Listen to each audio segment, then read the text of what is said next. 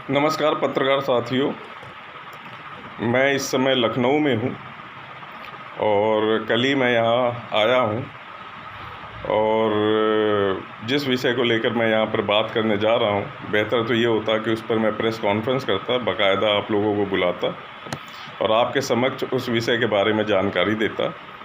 लेकिन मैं अभी लखनऊ में हूँ, इसलिए मैं जसबीर देसवाल युवा क्लब की ओर से ये एक वीडियो विज्ञप्ति जारी कर रहा हूँ और आपसे अनुरोध है कि ज़्यादा से ज़्यादा आप अपने YouTube चैनल पर इसे प्रसारित करें, ताकि जो कल गौरव रोहिल्ला द्वारा अनाप शनाप बातें की गई हैं उसका तर्क और उसका जवाब हर सफ़ीदों के नागरिक तक पहुँचे। तो आपसे अपील है कि इस वीडियो को आप अपने चैनल YouTube चैनल के माध्यम से ज़्यादा से ज़्यादा प्रसारित करें। दोस्तों, आज सुबह मैं उठा तो मैंने गौरव रोहिल्ला का एक फेसबुक पे दिया हुआ एक बयान देखा, जिसमें वो अपनी हार के बाद अनाप शनाप बातें कर रहे हैं।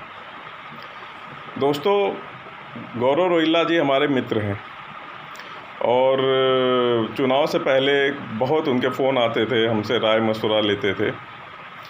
और अगर देखा जाए मेरी व्यक्तिगत राय में, चुनाव में गौरव रोहिल्ला जी ने बहुत अच्छा चुनाव लड़ा और पिछले 2 साल से वो सफ़ीदों की जनता के लिए काम कर रहे थे और बहुत अच्छा उनका प्रचार अभियान चला रहे थे प्रधान पद के लिए, और सफ़ीदों की जनता ने भी बहुत अच्छा सपोर्ट किया, वोट किया गौरव रोहिल्ला जी को।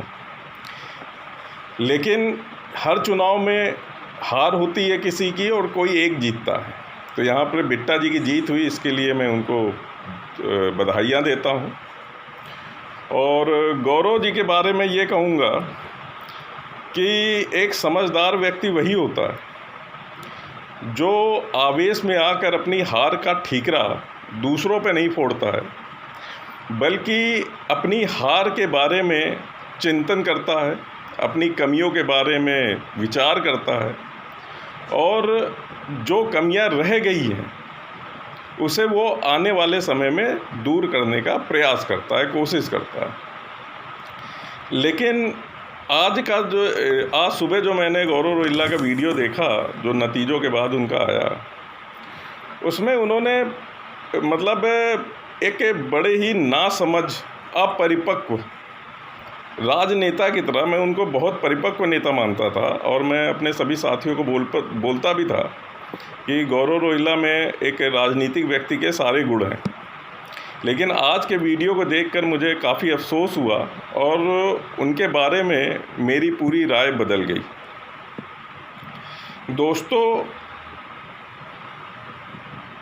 गौरव रोहिल्ला जी ने हमारे लोकप्रिय विधायक जसबीर देसवाल जी के ऊपर कई प्रश्न चिन्ह खड़े किए हैं और उनका जवाब देना जो है बहुत ज़रूरी है, क्योंकि अगर जवाब नहीं दिया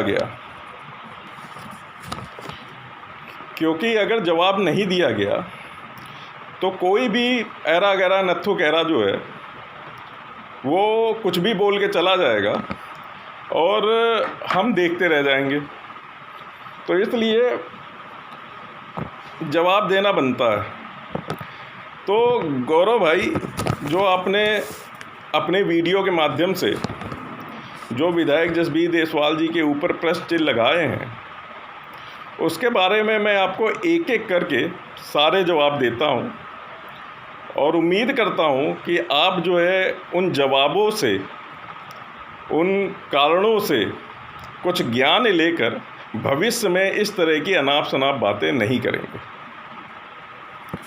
गौरव जी, पहली चीज़ तो ये है कि आपने बोला कि जसबीर देसवाल जी ने आपको सपोर्ट किया, आपका समर्थन किया। कोई एक डेट बता दीजिए या कोई एक मौका बता दीजिए कि जब जसबीर देसवाल जी ने आपको समर्थन देने की कभी बात कही। गौरव जी, हमारे विधायक जी बहुत ही नरम दिल के और सुलझे हुए व्यक्ति हैं और पूरी ईमानदारी से वो सबकी मदद करते हैं। और उनके पास कोई भी आता है, आप भी आते हैं और भी लोग आते हैं, ठीक है, तो यथासंभव वो सबकी मदद करते हैं। अगर इस मदद को आपने या इस मार्गदर्शन को आपने अपना समर्थन समझ लिया तो ये आपकी गलतफहमी है, ये आपकी कमी है ना।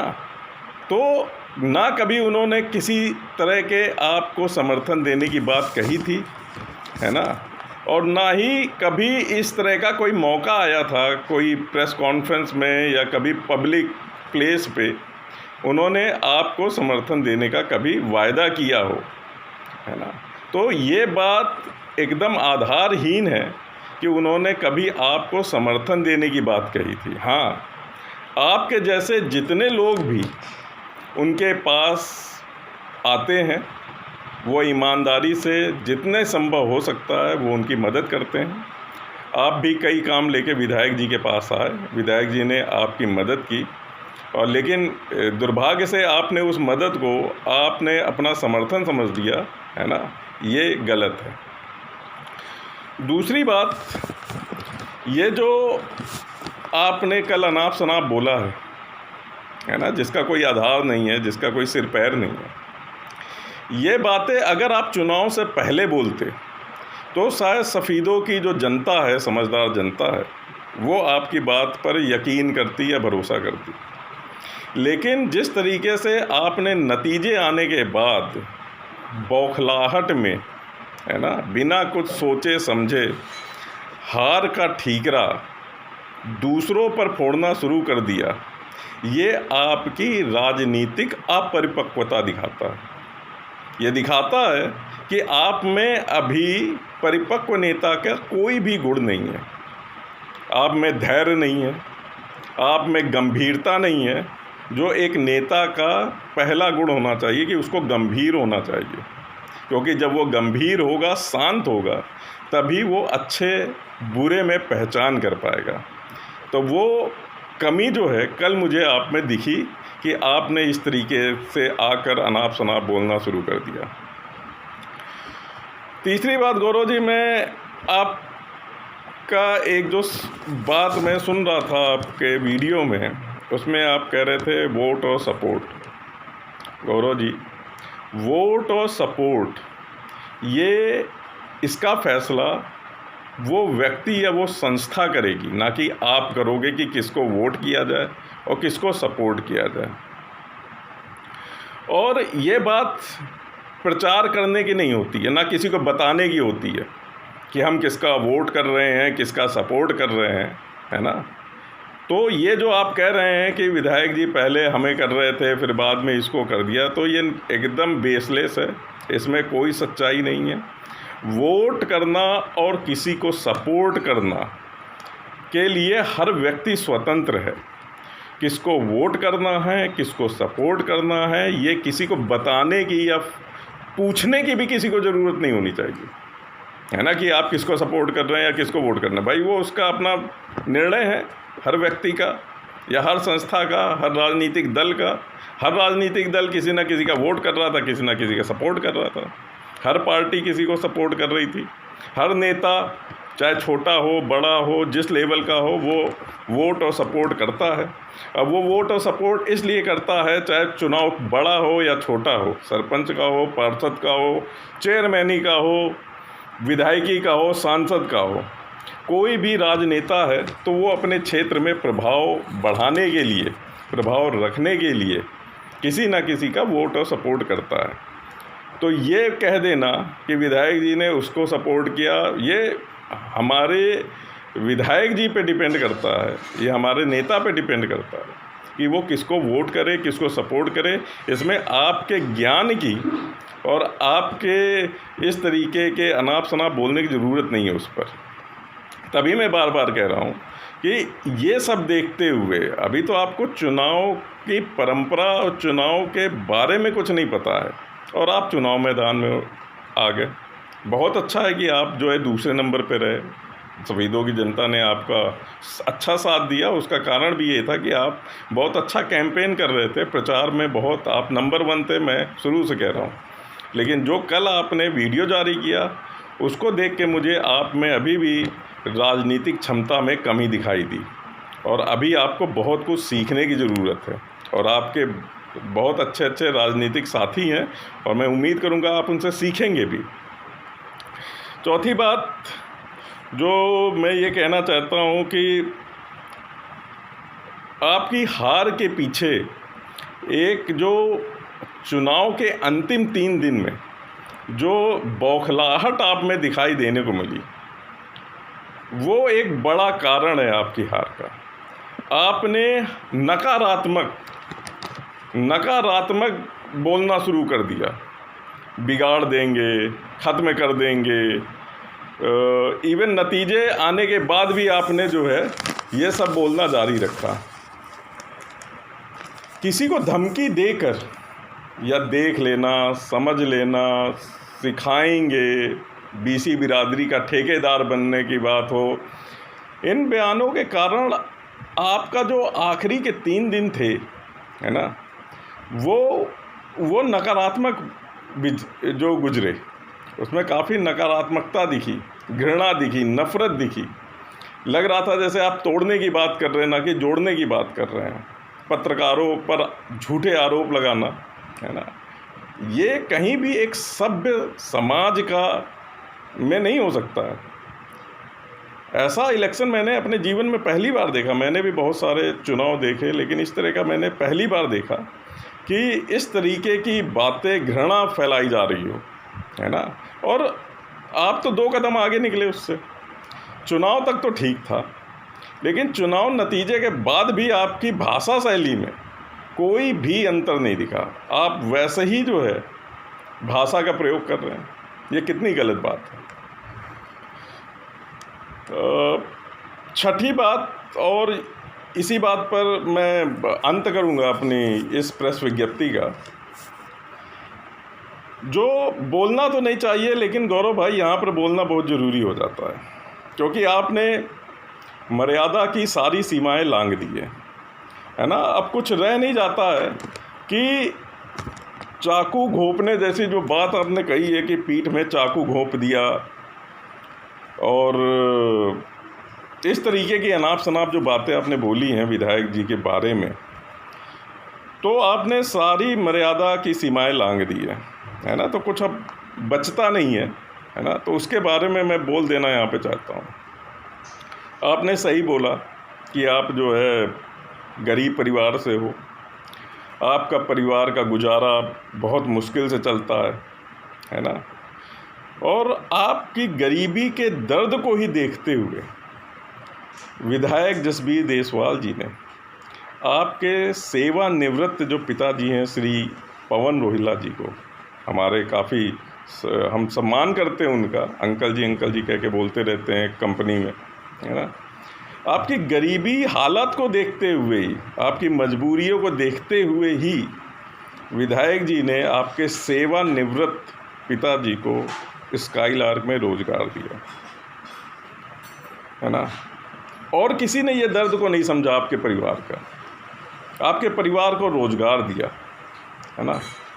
आप जो ये कह रहे हैं कि विधायक जी ने आपकी पीठ पे छुरा भोंका, तो मेरे दोस्त, मेरे भाई, मेरे मित्र, आपके पीठ पे छुरा नहीं भोंका है उन्होंने आपके परिवार के सदस्यों के पेट की आग को शांत किया है ना।